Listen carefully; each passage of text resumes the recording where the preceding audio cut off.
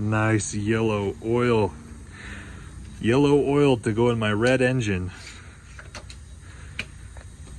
So that'll be the second.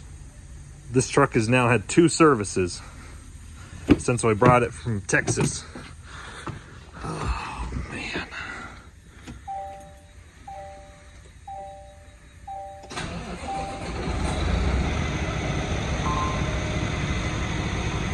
$56,000 miles. Heck yeah, man.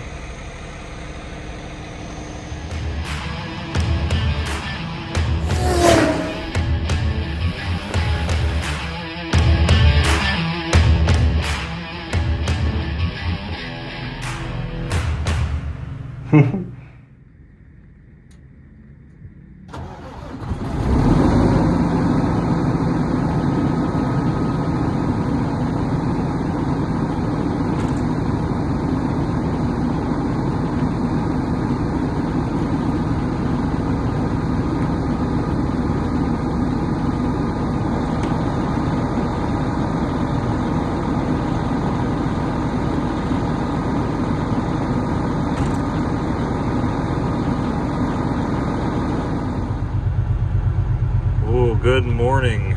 Look at that sexy truck right there. Well, I guess you can't really see from the front. I don't know what he's doing. That is a nice looking truck. I love the new W99s. They're so cool looking.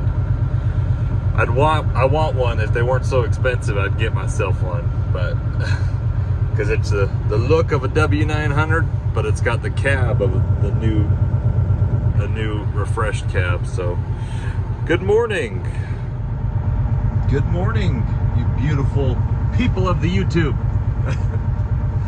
Oh wow, let me lower my seat a little bit. Turn Ruby off.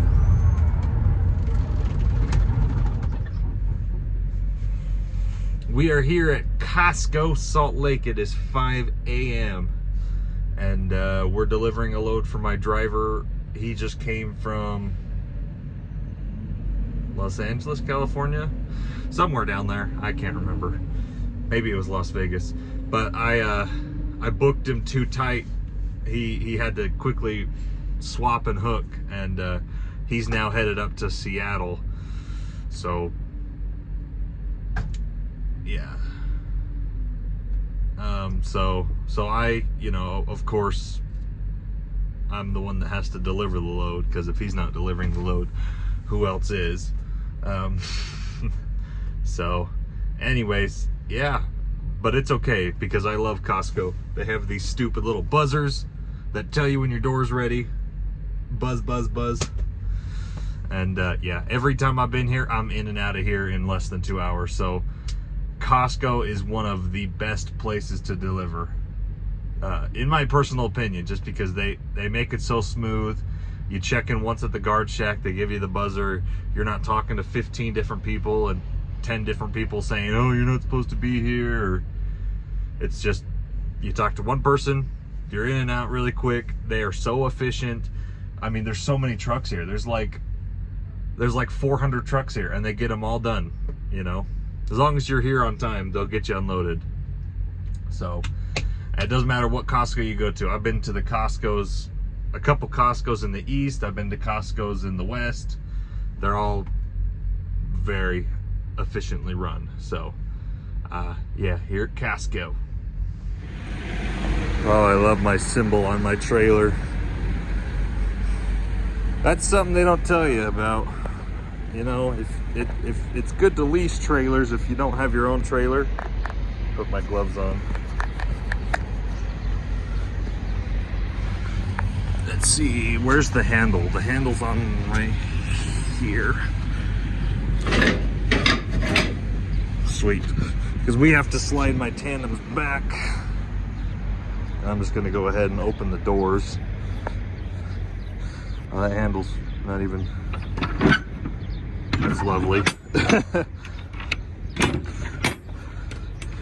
Obviously, if you don't have a trailer and you're new to trucking, it might be worth it to rent a trailer, but when you have your own trailers, it's kind of nice. I don't know if I'm going to be able to. Nope. Don't make it. But I can open this door.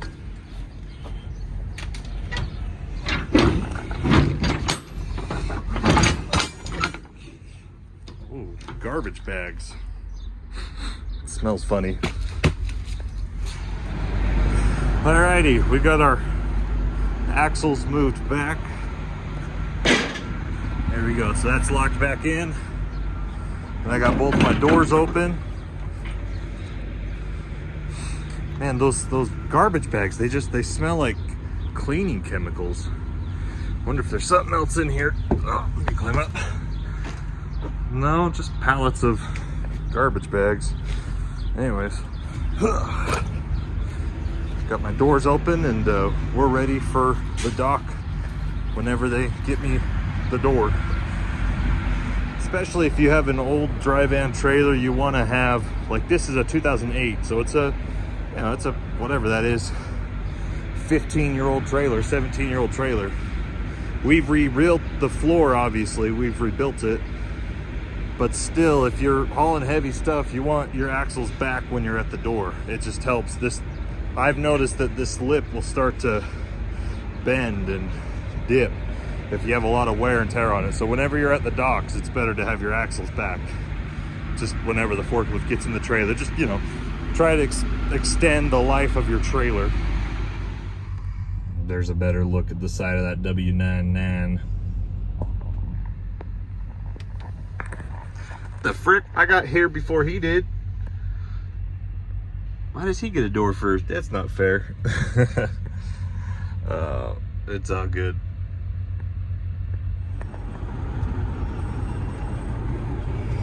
Alrighty, we are here at the door 318. Nice.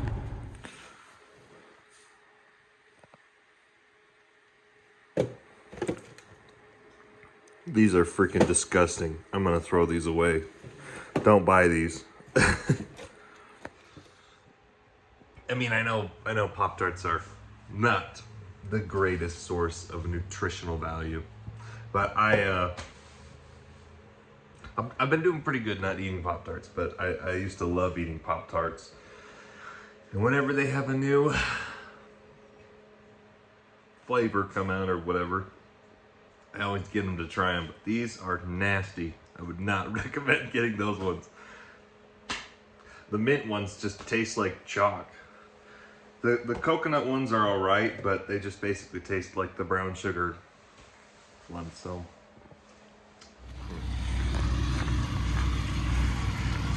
Oh man, I love it. Look at, we're driving this truck to Salt Lake. Silver bumper rattling. The blue and white looks pretty good, I think.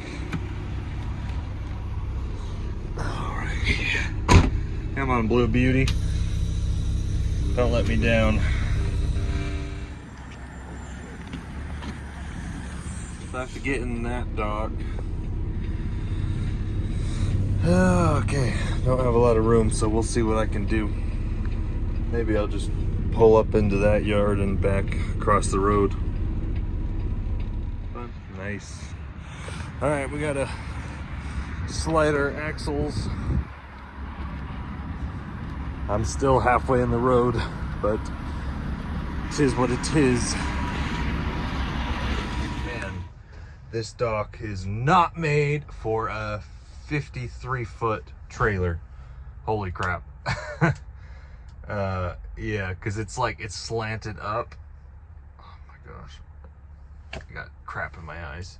The dock is like on an up ramp, and I had to slide my axles all the way back. So as I was back into the dock, my wind skirts were dragging. You know, this is my trailer that has wind skirts on it, so they were dragging on the ground as I was backing up to the dock. But at least the guys here are pretty cool. They're gonna unload me. I think I'll be out of here in like 5 minutes. You know,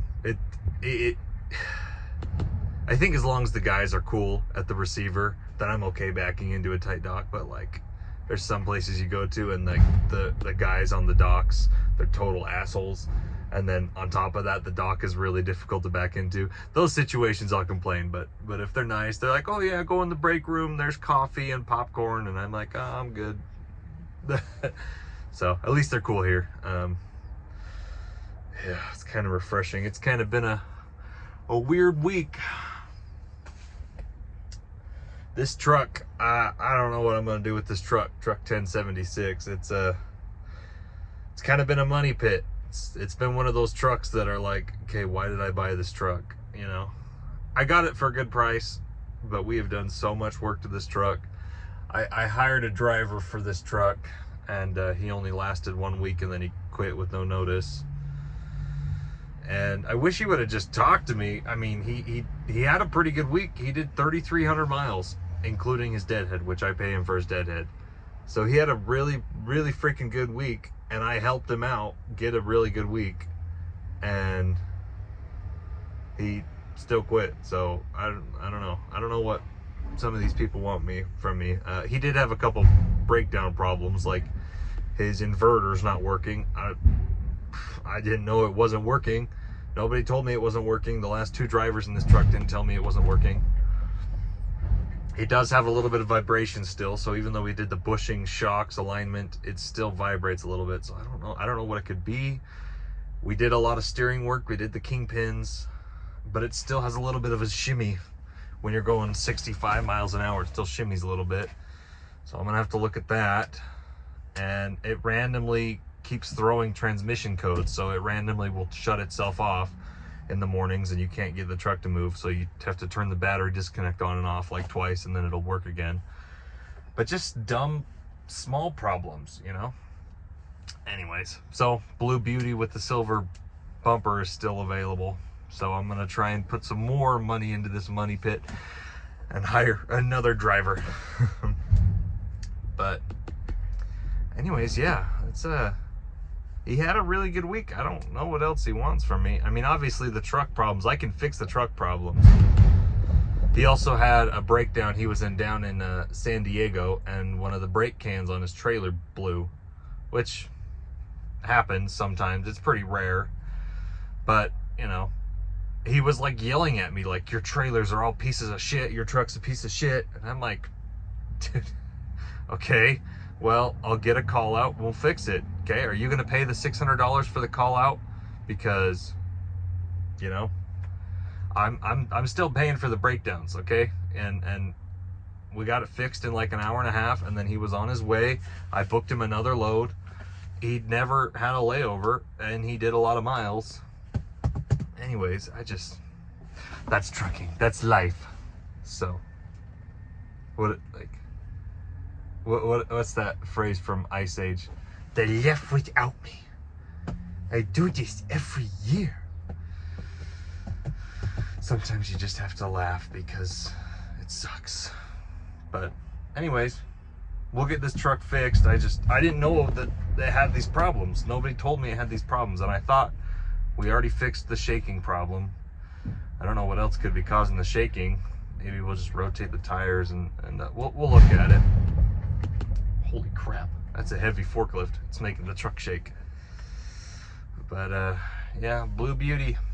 You look beautiful, you don't drive beautiful. So yeah, I get too flustered. The driver that I hired, I was kind of like, when I hired him, he seemed really good. It's so hard when you're managing other drivers, because you don't know what's going on, and the point I was trying to get to is when I'm managing drivers, I really want drivers that can easily communicate. You know, I don't want to micromanage you, but you have to communicate when you have problems. And like, I hired him, and he seemed really good. And I told him, you know, I'll start you at 65 cents a mile, and then after 3 months, I'll get you to 70 cents. And I don't want to micromanage you. I just book you the loads, and I just send you the loads. And who the frick is texting me? And anyways, and he was like, oh yeah, that's like 15 cents more a mile than I make in my current job. That sounds great. I'm like, okay. And then we took the truck for a test drive. We it didn't feel like it was vibrating on the test drive, but we only went like 15 miles. So we took the truck for test drive. He's like, oh, it's a really nice truck. It feels really good. It's way better than the other truck I'm driving. And I'm like, oh, good. And then just like out of nowhere, immediately the next week when he starts, I get he only did 4 loads, and it ended up being, 3,000-ish miles for the week. And just immediately he's like yelling at me for nothing. And like a lot of these loads are dropping hooks. Like they're easy loads. He had to bump like 5 docks. So like we do a lot of dropping hooks. So you pick up a loaded trailer, you unload it, and then you swap it, and then you get loaded to come home. And like they're the easiest loads ever. You just have to do a pre-trip. You don't have to wait at a dock forever. And like he had some problem. I mean, he had the brake can, but that was later in the week. But like he had some stupid problem with his e-logs, and he was like yelling at me saying that my truck is crap and his e-logs weren't connecting. And I'm like, dude, what do you want me to do, man? You're 200 miles away from home. Go buy a paper logbook. DOT allows you to be on paper logbooks for 1 week. You can have 1 week, 7 days of uncertified logs. Okay, they do that because when you're starting a new job, sometimes the e-logs don't work. So, whatever. Like, I mean, it's all minor problems. Obviously, it's annoying. You have minor problems, but you still had a banger week. You still got over 3,000 miles for the week, and you're yelling at me because, like, there are things that I can't control when you're away, So, whatever. I just like complaining. It's my life. I complain about a lot of stuff. So, anyways, but I do want to say, maybe we can title this video my favorite types of drivers. Currently, most of my drivers are actually ex-owner operators. I was trying to watch the videos, but I'm not really good when it comes to following trucker gossip or whatever. But there was a guy who I don't really know his situation. There's a couple Estes trucks pulling in, but I guess he's selling his trucks, and people were commenting and saying, well, you don't have any verifiable employment or over-the-road driving experience, so you can't get a good job. Which is true. It's really hard to verify your employment history if you're an owner-operator. But, I mean, I like to hire previous owner-operators. I don't like saying failed owner-operators because that sounds like you did something wrong. I like to see it as like seasonality, There's different seasons in business, Like if you're running a construction company, maybe you have to rent an excavator because you have this job where you dig the ditch over here, and then you have another job where you have to rent a skid loader, or you have a skid loader that you're going to use for these jobs and then you're going to sell it. I don't like to think of, if you used to be an owner-operator, now if you maybe failed and bankrupted yourself, maybe you could say you're failed, but if you just sold your truck because it wasn't profitable anymore and you don't have the loads you used to have, then I don't like to say it's a failed owner-operator. Previous owner-operators, those are my preferred drivers that I like to hire when I'm looking for drivers to hire, because they understand it, man. That call out for that brake can was $650. For that much money, I could have replaced all the brake cans on that trailer, But the company driver doesn't see that. They don't see how much it costs. They just know that they sat on the side of the road for 2 hours and it ruined their day. But they still got paid the same. They still did the same amount of miles. Or if I have to do all tires, on one of my trucks, 1077, we just put 8 brand new drive tires. Okay, that's $2,300 for drive tires. It's even more if you have to do the steers. The steers are like $500 to $600 each. And then you have to do the alignment, and every 200,000 miles you have to do the kingpins, and every 200,000 miles you have to do the shocks, and you have to do the airbags when they blow, and if your radiator's cracked, and if your turbo blows, and there's so many things that can break, and only an owner-operator understands that at any moment something could break, and all the money you made from the last month is gone. because you have to fix your truck. Otherwise, you can't run your loads tomorrow. And it's so fun. So not fun. I'm sorry. I need to stop complaining because I just get in these ruts where I'm like, why is it so hard all the time? You know? Why is it so hard to get loads, and why can I not? I don't know. It's so hard to get loads. It's so hard to get good paying loads. And on top of that, it's so hard to hire drivers that understand what it takes to maintain a truck. So that's why my preferred drivers to hire are ex-owner operators. I don't hire guys unless they have at least 5 years experience. And even then, I prefer more. If I get 2 people that apply, I'm going to get the guy that has the most experience, and especially if they've been an owner-operator, because they know it sucks. Yeah, it's so hard that I buy a truck. I've only put 80,000 miles on this truck, Blue Beauty right here. We have done the kingpins. We have done all new shocks, tires, alignment, transmission, clutch. We've rewired the whole freaking truck, and it still has electrical problems. The freaking inverter is not turning on. So many problems, so many dumb freaking problems that, like, you know, like, why can't this truck just work? It only has 500,000 miles on it. So alrighty, let's get out of here.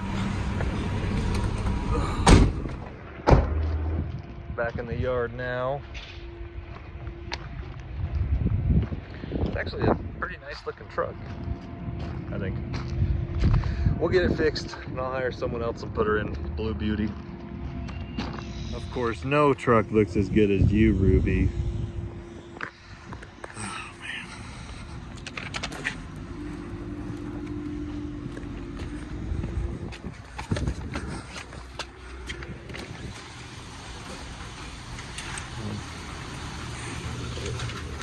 Oops.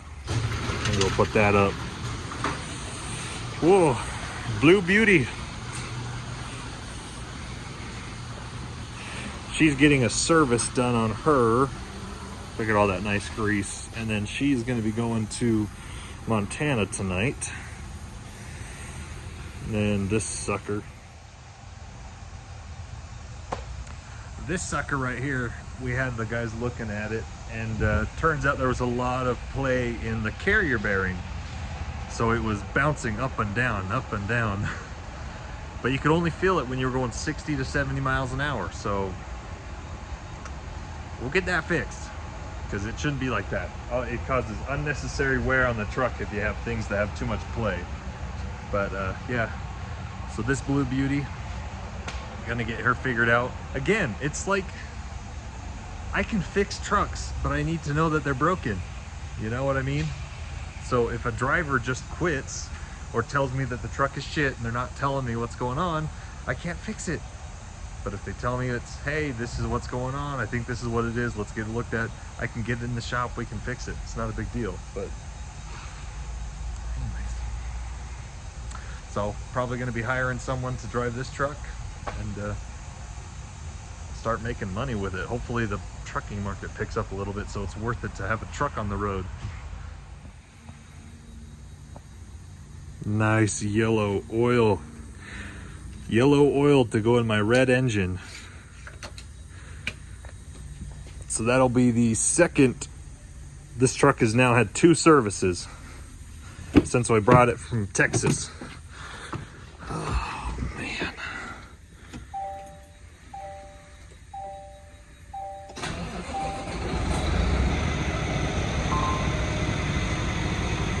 $56,000 miles. Heck yeah, man.